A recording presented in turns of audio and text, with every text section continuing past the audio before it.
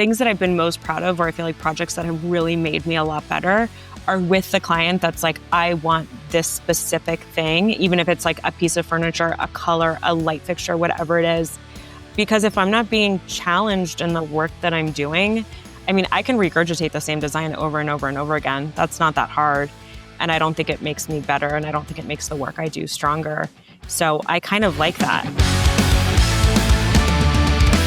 Hey kids, and welcome to Design by Wingnut Social. I'm your host, Darla Jethro Powell.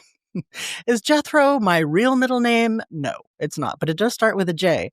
How did that come about, you ask? Well, I had friends ask me, what is your middle name? And I said Jethro because I thought it was funny because I'm an idiot, and it stuck, and here we are. Today we have guest Emily Tucker of Emily Tucker Design on the show, and Emily is lovely. She is a fellow Taurus, so super special in that way. It is our birthday month. We celebrated internally together. But Emily has a gorgeous design firm out of Colorado, Emily Tucker Design, and she and I really just had an organic conversation about her business, her aesthetic, the way she works, and the one tip that really sets her business apart and makes everything run smoothly. You guys want to stay tuned for that. It's going to be super simple and super effective. And I used to do this as well in my interior design firm. You're not going to believe how simple it is, but also how effective it is. But y'all know the drill. Before I get into my conversation with Emily Tucker, let me tell you a little bit about her. Emily Tucker Design creates personal, functional, and beautiful spaces designed to grow and evolve with the people who live in them. Emily approaches each project with creativity, care, and a deep appreciation for detail. Emily studied architecture and planning at the University of Colorado Boulder and spent over a decade in Los Angeles and New York. In 2015, she returned to Colorado and launched her firm in Boulder. Her work has been featured in Architectural Digest, Domino, Veranda, Sunset, and more. Very nice. And if you head on over to etuckerdesign.com, check out her portfolio, you can see why, or tune in to our YouTube channel, Designed by Wingnut Social, and you can see some of her work there that my producers will lovingly display for your dainty little eyes. Wingnuts, help me in welcoming Emily Tucker to the show. Hey there, Emily Tucker. Welcome to the show. How the hell are you? I'm so good. Thank you. How are you? I'm great. Third time's the charm. We were having some technical difficulties, right? Was Mercury in retrograde? Did you find out? No, it's not. So it's just me. It's just you. In the green room, we were talking about you and I share something in common. You and I are both bulls. Yes, the best of the bulls. The best of the bulls. And it is our birthday, glorious birthday month for which we should be celebrated. Yes. Oh, I mean, the whole month, all year round, really. Yeah, but it is the whole month, right? I mean, we have so much in our family in May, so I get my one day and then everybody else gets theirs. Otherwise, we're just... No, you're not doing it right. You should be celebrated the entire month. I know. Well, this year, my son's birthday falls on Mother's Day as well. So we're like, I won't even get that. Aw. You know, fun fact, I was born on Mother's Day. Oh, really? That was my mother's best gift. Of course. Of course. Awesome. And you and I share the same disdain. Not disdain, maybe that's too strong of a word, but neither one of us really like camping. Yeah, it's uncomfortable. Yeah, we don't like to rough it because you said you like down pillows. Yeah, and luxury. And luxury. Comfort. But you'd be up for glamping. I don't mind a glamp. Yeah, I've never done it, but I would be up for it because I don't have any friends that want to glamp. They think that's too bougie, but you know. I mean, we have like a little cabin that doesn't have electricity or running water, but it's very comfy inside and has like a wood burning stove and stuff. So I call that glamping because we're inside and it's cozy, but. Does it have a bathroom? No. Well, you know what? No, I'm sorry, I'm out. Yeah, no bathroom.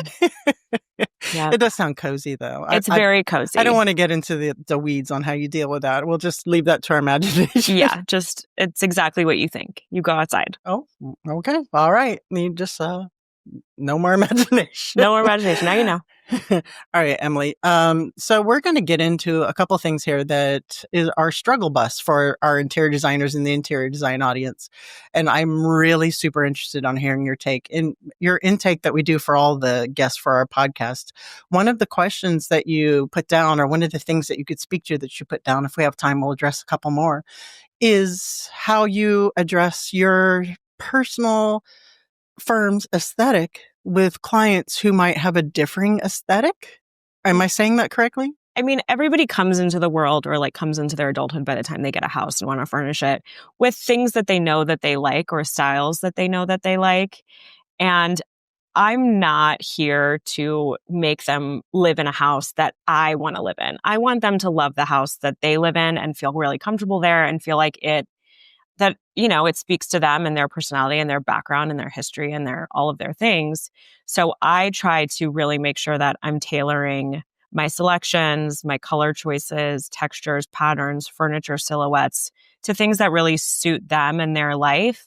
I'm always going to think that anything that I pick, I'm not going to like pick something really ugly or unattractive, but I want them to also find it to be really beautiful. So I try to say that I filter their style through my design lens. And then what comes out on the other end is kind of a combination of the two. So when you're doing your marketing or you're putting your positioning and your messaging out there, do you specialize in a particular style, or are you like, come on, come all, I'll do contemporary? I wouldn't say I specialize in one style. There's definitely styles that I do not specialize in. Mm-hmm.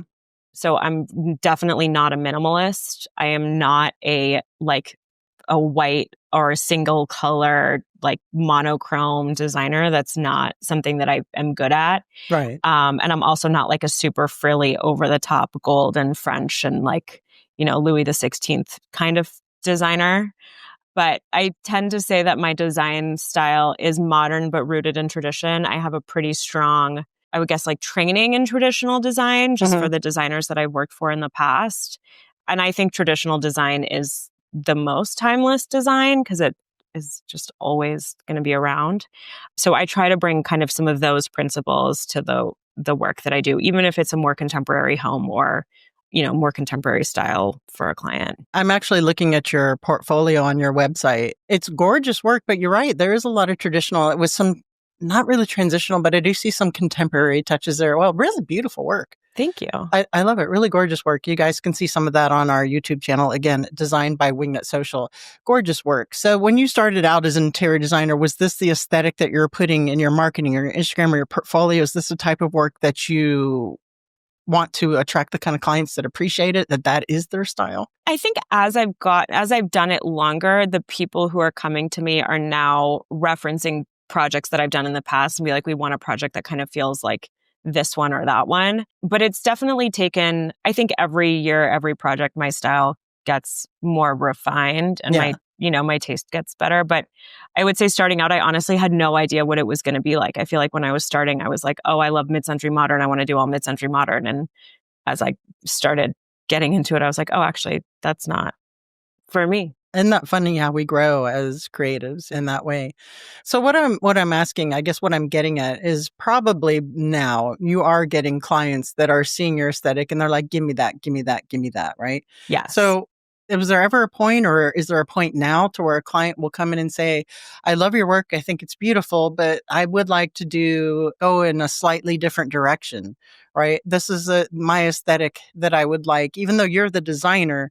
How does that work? Will you work with a client like that? Have you? Yes, I have. And I have one client in particular who is super traditional, loves like old English style, like manor houses, just like heavy timber, plaids, florals, like layer and layer and layer and layer of texture and color.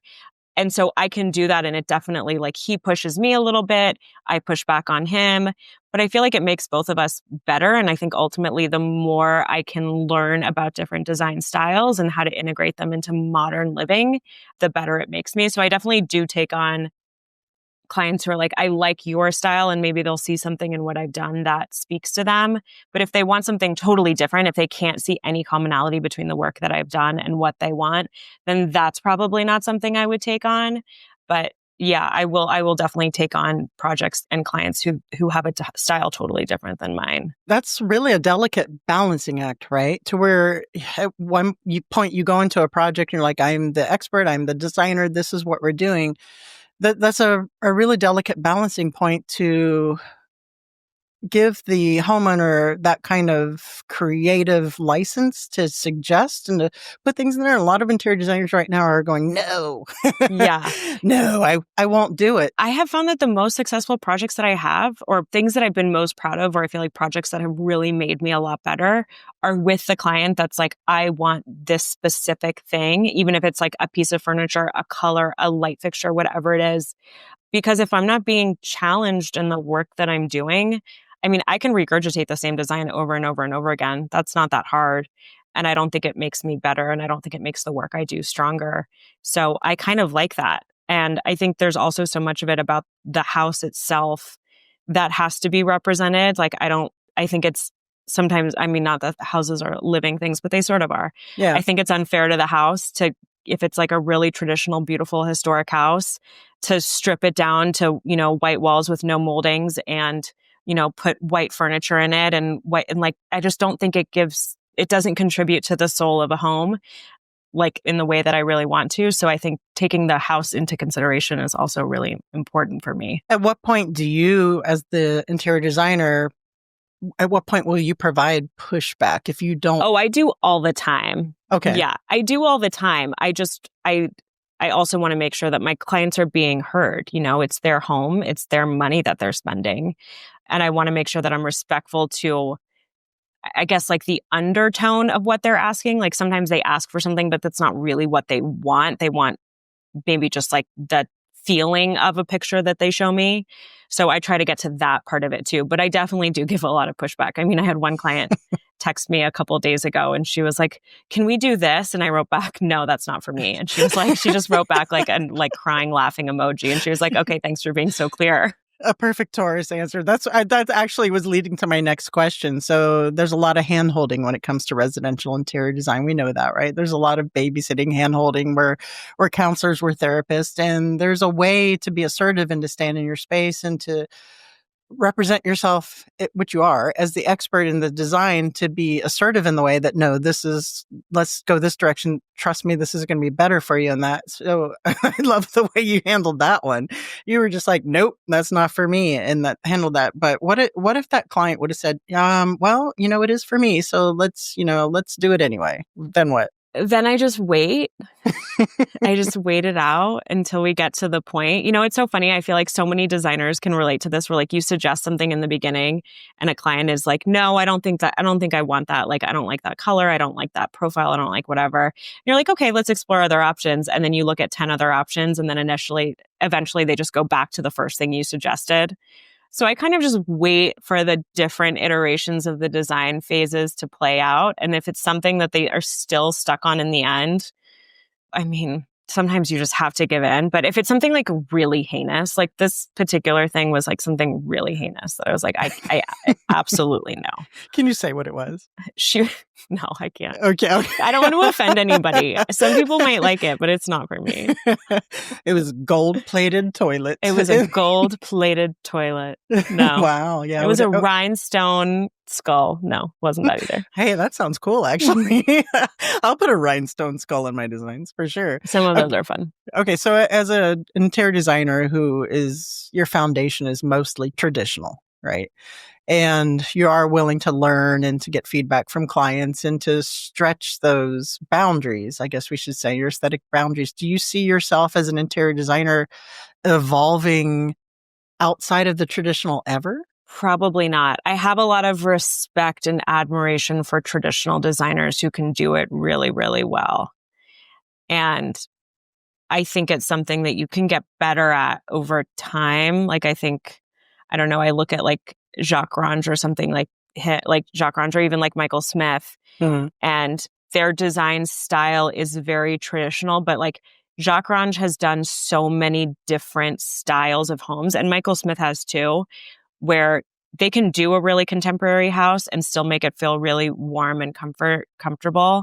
And I think that part of traditional design is something that I really admire, and I don't see myself getting away from that. Well, part of that too is what you said in your opening statement. I think if this is the one we recorded out of the three, Who knows? was that you just don't do minimalism, right? I can't. So, yeah, I don't even. There's too many beautiful things in the world. I can't just have a few. I need them all. When I'm looking at your portfolio, though, you're not maximalist, though, either. It really is just right. It's like the porridge, right? With Thank Goldilocks. you. It really is just right. It's not too much. It's not too little. It really is just right.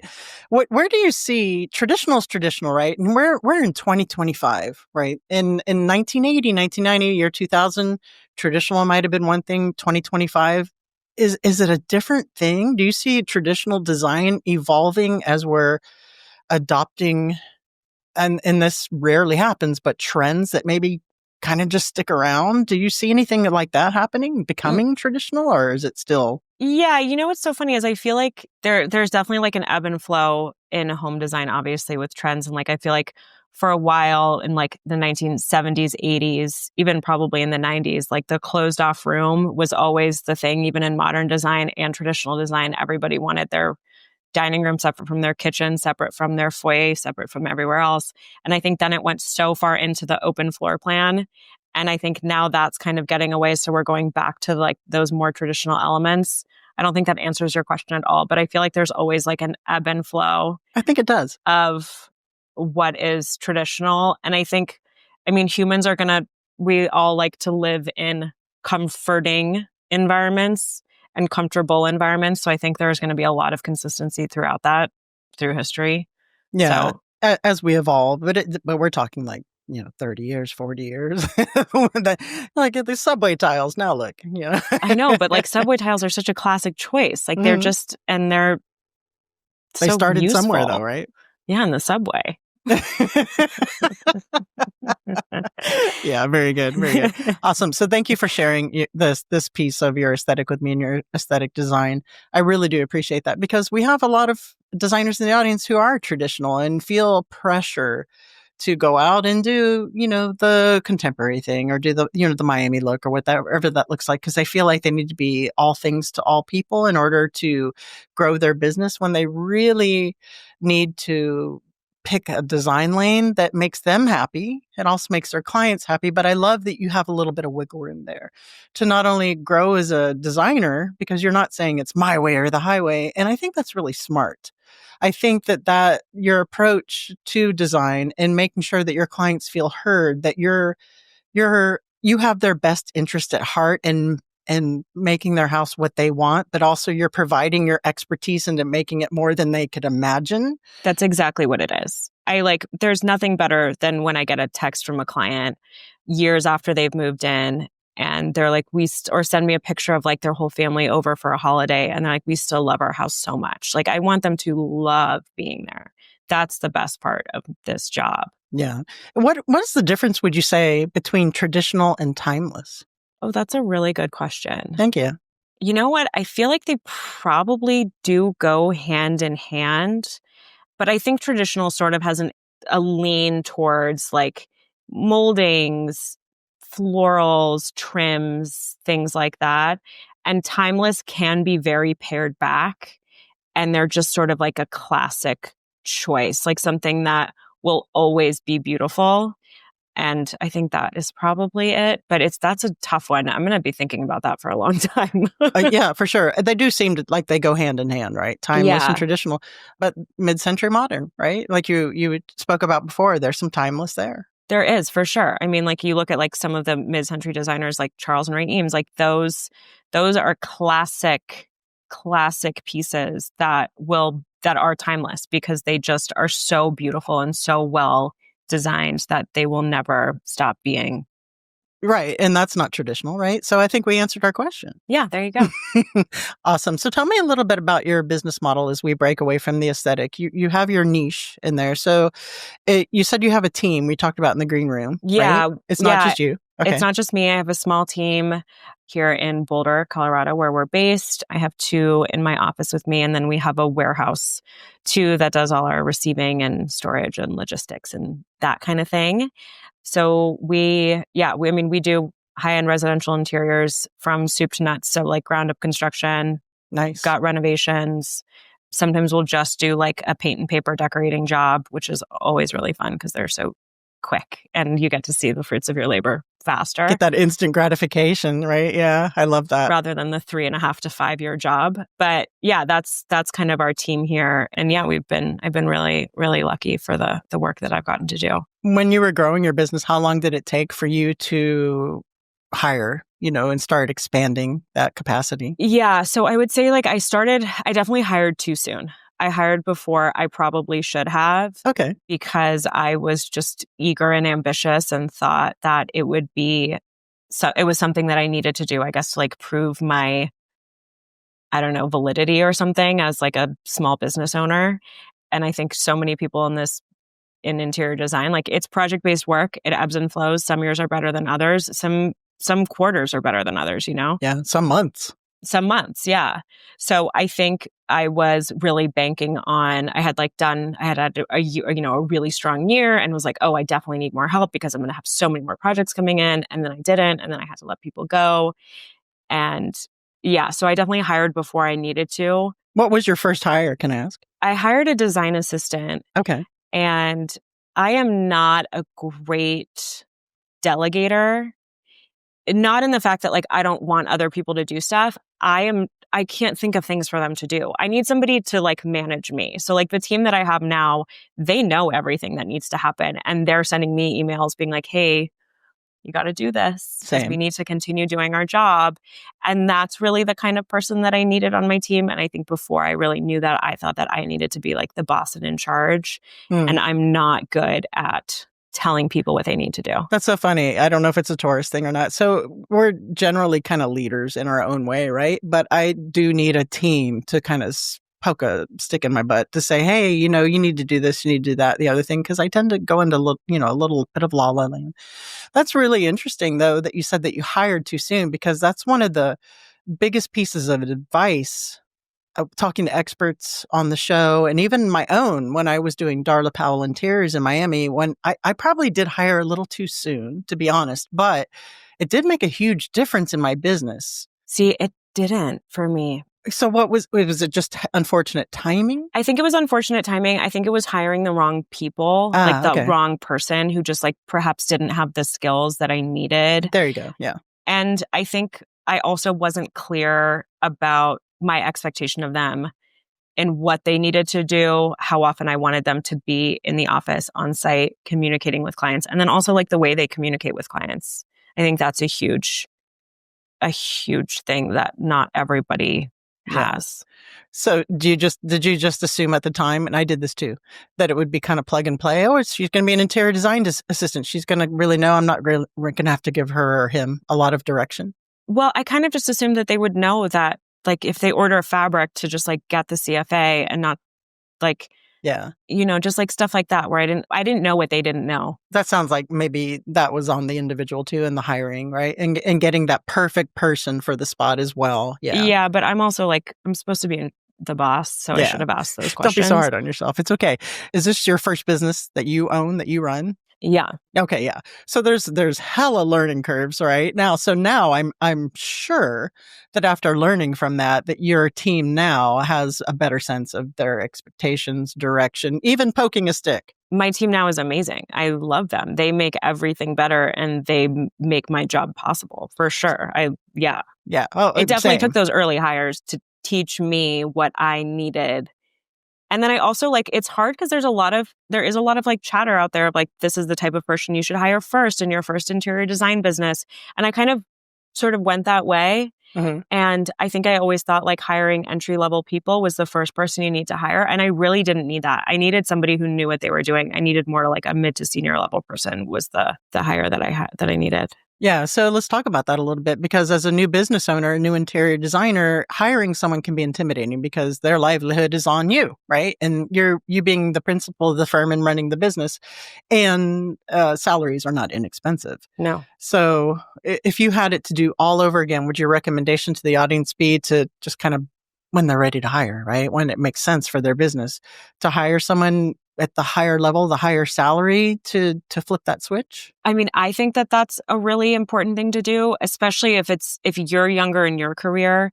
Hiring somebody else who also is new is not going to push you forward. Yeah. It's just going to keep you at the same level, I think. And obviously, like, there's certain people outside of like the interior design office, like the bookkeeper, the CPA, the movers, et cetera, like all of those people. Bookkeeper is the number one. Hire a bookkeeper immediately. Like, that's an essential thing.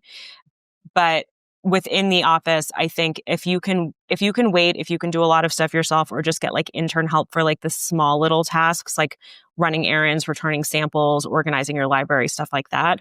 If you can wait till you can really afford to hire a mid to senior level designer to help you, I wish I had waited to do that, because I think it would have been a lot better for just like our best practices. It's so funny, Emily. You and I have so many parallels, not even just in the fact that we're exceptional, superior Taurus people, but totally. and I kid, everybody's, exceptional, but maybe we're a little bit more.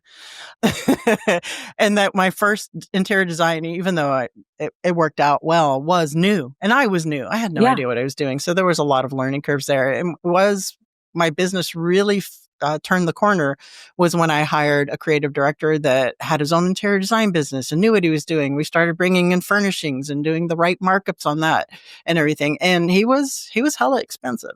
But let me tell you something, he was worth every penny, because that's when the business started making that money. So I really do appreciate you sharing that story with us. You said also in your intake that you've winnowed this down to one thing that you do at your firm that helps to keep your design projects running smoothly. One system or habit, you said.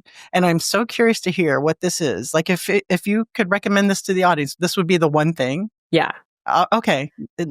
Hit me with it. Let's go. Okay. So first of all, I can't take credit for this, because a designer I used to work for in LA always did this too. And it's not revolutionary. It's just a weekly email to all our clients. Oh, okay. Yeah, for sure. Yeah. So I worked for a designer in LA who did it. I hated it being on the employee side, because it was so annoying and I felt like I was always getting checked in on. And then I stopped doing it when I opened my firm in Boulder. And then I was talking to another colleague, a designer based out of Seattle. And I was just like going to him for advice about, a business. He's further along in his career than I am. And he was like, we do weekly client emails. And I was like, oh, I always hated doing that.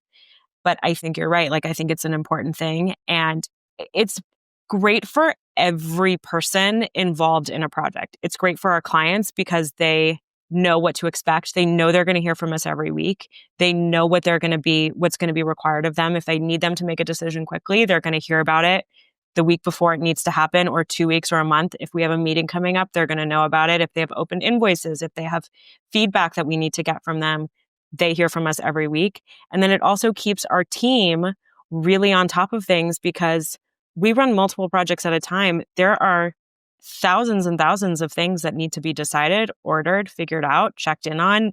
And if we aren't keeping on top of that, those things will all slip through the cracks.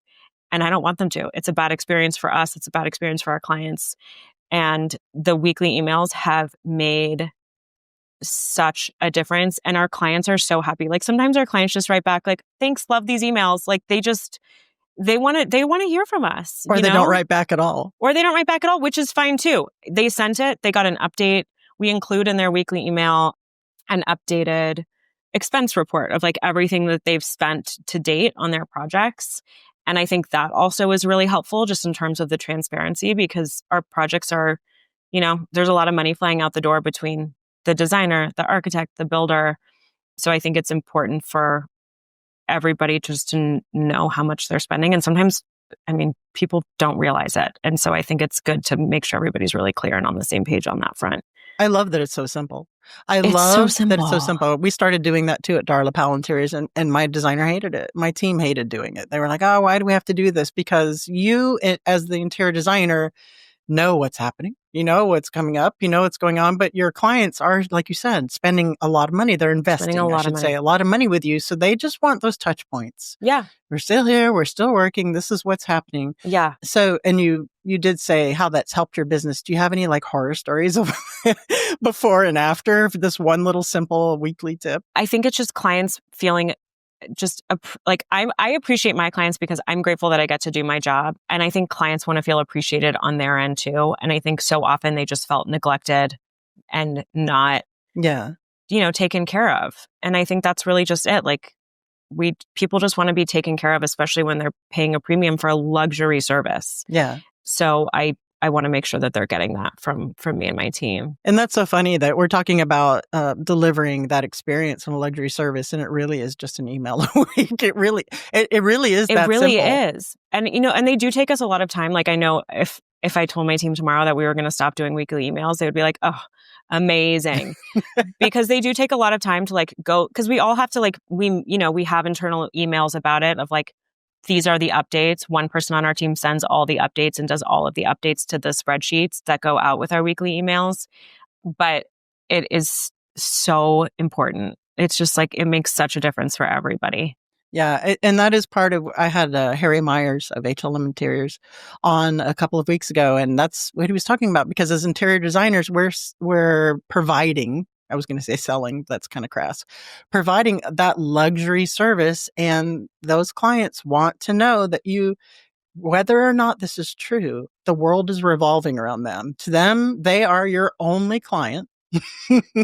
Right? So even though we know and we are taking care of them, we're doing all the stuff. It is a high-end thing. Just remind them. Not even weekly. Their only client. They want to know that they're your most important client. They're happy for you to have Yes. other clients because it means you're sought after, but they want to be the most important one that you've got. Yeah, I love that. I want all my clients to feel like that. Yeah, that's terrific. Are there any other tips or tricks that you'd say? Let's say the email is number one. What would you say is number two? Am I putting you on the spot? Number two, just like our spreadsheets in general, just like our schedules, our paint schedule, lighting schedules, material schedules, purchasing schedules, all of those trackers that we use for every project, I think are really, really key to stay organized, up to date, and easily accessed by me, my team. And then we also have a shared folder that we share with our clients with once we have a finalized appliance schedule, materials, lighting, whatever, finalized, even just PDF schemes. If we have that all figured out, we'll upload those onto a shared folder so that our clients can access it at all times. So when they're out to dinner with their friends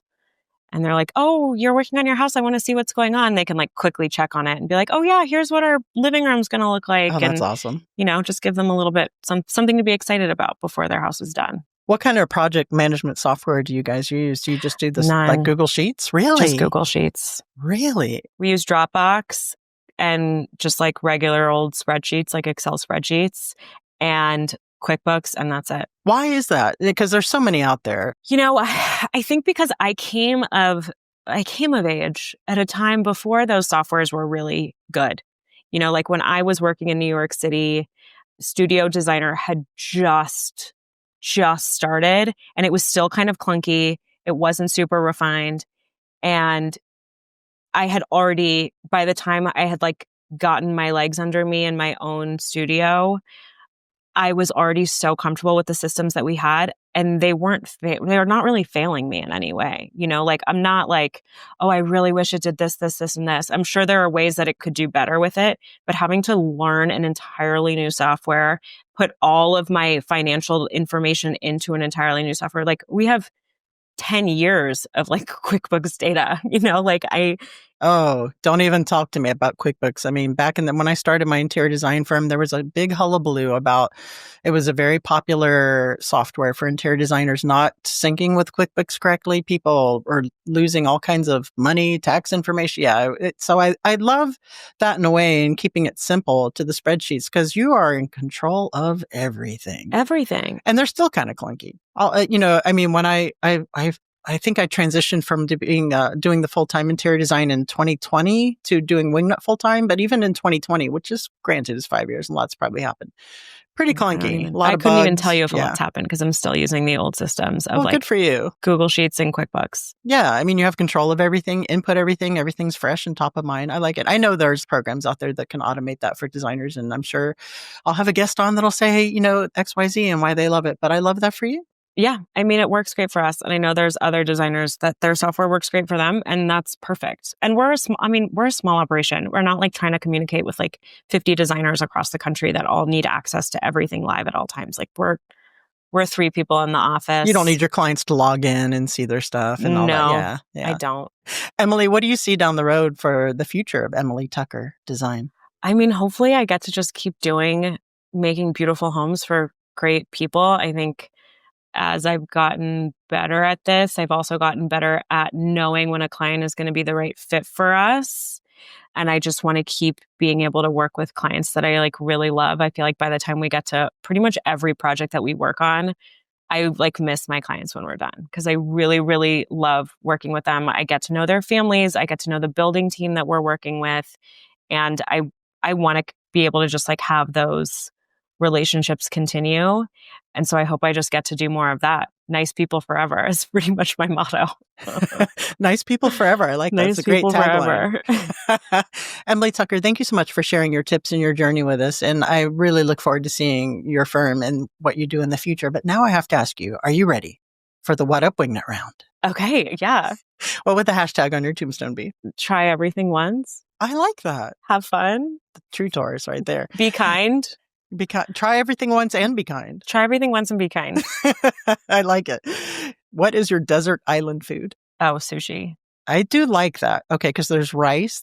You have seaweed and fish on the island, so it's fresh. Yeah, it's local. Mm-hmm. It's sustainable. It's sustainable. Now, this is one you might have to Google in the fire round questions here. So, if you could recommend one book to the audience that has impacted you in a personal or a professional way, what would that be? The books that have stuck with me that I've read recently is Demon Copperhead. That story have you read that? No, I haven't. It's a novel. So I only read fiction. Okay. Just to throw it out there for everybody. I never read history or anything like anything. Nothing heavy. Well, Demon Copperhead is very heavy. It's Demon Copperhead? Yeah. Have you read it? I haven't By even Barbara heard of it. Kingsolver? No. Tell me why you love it. It is the most haunting story. Really? Of a boy who grew up in like very, very poor rural West Virginia, and just like it like deals with like opioid addiction, and it is a very, very heavy book, but it is the most beautiful story that I've ever read, and like the characters in it are just I feel like I know them and I like see them around town even though they're not real people.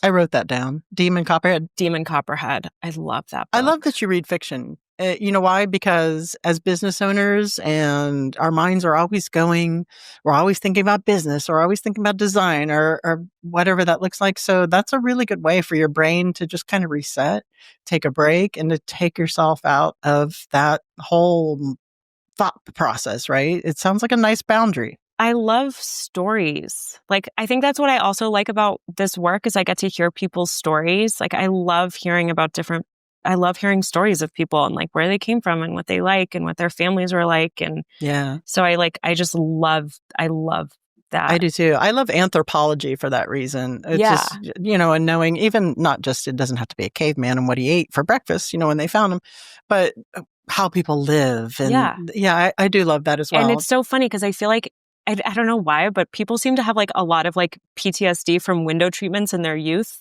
And so like, I feel like we'll be working on a project and people are like, no, I can't have any pleated drapes.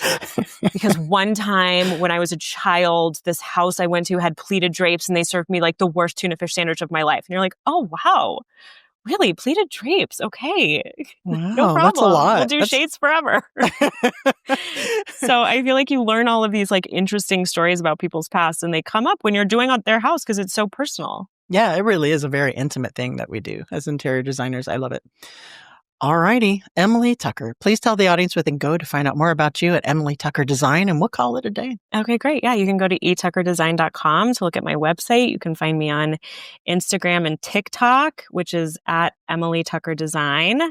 You will just see regurgitated stuff on TikTok that you saw on Instagram. So you can definitely go to Instagram first. I was going to ask, are you doing the dances on TikTok? No, I'm not super coordinated like that. I wish I was. No, I mostly just repost the videos that we made for Instagram. And if you ever find yourself in Boulder, Colorado, you can swing by my studio. We're here sometimes. And you might get lucky.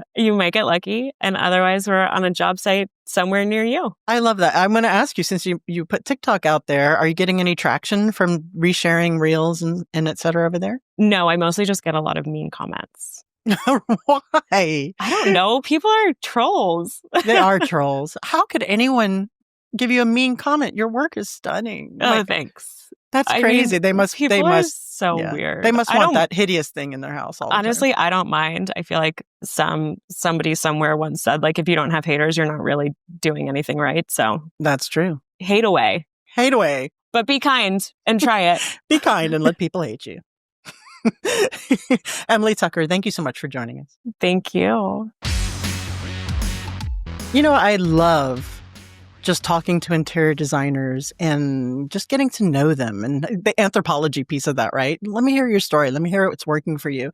Emily, we have so much in common in the way we started our business and the hiring that we did and the one tip, the email, I guess I can say it. This is the outro now, the email. And that is what a super simple and effective tip that is. And you guys are out there going, oh God, I'm not going to have my team do it. We're doing what we're supposed to do. Clients need to know it. I'm telling you, it is a game changer. Just do that every Friday.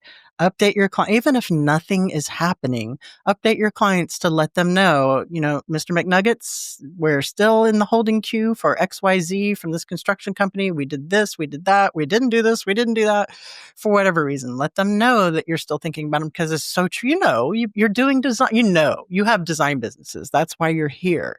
That those clients that you have want to know that they are as important as you think they are because we're doing all the stuff behind the scenes. We want to do a great job. We're dotting all our I's, crossing all our T's, but they don't know that. They don't see it just because that lives in our head. Such a terrific tip. I love that and so impactful. If you're not doing that immediately, run, don't walk, and start doing that one email. And thank you so much for your insights on your aesthetic, the way you do your business. Just a lovely human being. And maybe we'll go glamping sometime. Maybe I'll give glamping a shot. Guys, remember, Wingnut Social is the sponsor of Design by Wingnut Social. Wingnut Social is a marketing agency for interior designers, architects, and to the trade home pros, that whole genre there. We do social media marketing, search engine optimization. My staff is all here based in the United States. We're all Wingnut clients, and we do everything soup to nuts for you, or if you're not quite at that level to afford us to do everything for you, because it's not a small investment, right? We also have our relatively new hybrid program where we kind of do half of it and you do the elbow grease part of the other half, which is a very affordable way to get the foundation and the framework for building your marketing on social media. Social media is not a hobby, right? It's a business necessity. It's not just something that has to be there for a landing page to have confirmation that, yes, you're a real business and show your portfolio. I mean, at the very minimum, you should have that. But it is a proactive way to grow your reach and awareness, to get your brand name out there, to speak to your ideal client and pull them over to your business, to get them to even see who you are, what you do, how you help people live their best lives through your creativity and through your design. Right. So wingnutsocial.com, go and check that out. And that's it for this episode. Remember, until next time, to get out there, get uncomfortable, and be great. You've reached the end of this episode of Designed by Wingnut Social. But that's only the first step into accelerating your business the Wingnut way. Head over to wingnutsocial.com or call us at 786-206-4331 to see how we can help take your business from meh to amazing. We'll see you on the next episode of Designed by Wingnut Social, your digital marketing tightly fastened.